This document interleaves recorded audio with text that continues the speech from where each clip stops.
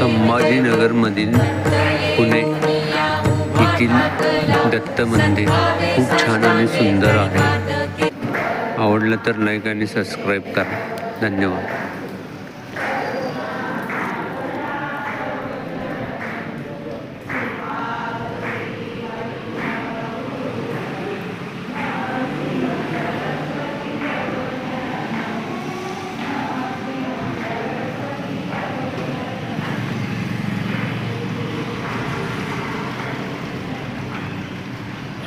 ना